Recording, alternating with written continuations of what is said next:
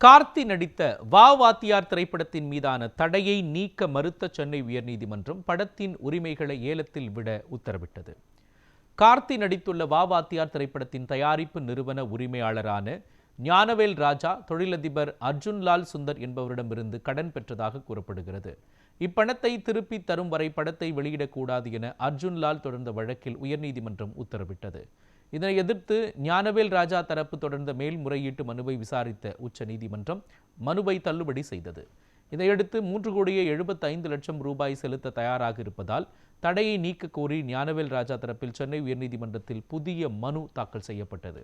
ஏற்கனவே போதுமான கால அவகாசம் அளித்துவிட்டதாக தெரிவித்த நீதிமன்றம் தடையை நீக்க மறுத்து வா வாத்தியார் படத்தின் உரிமைகளை ஏலத்தில் விட உத்தரவிட்டது.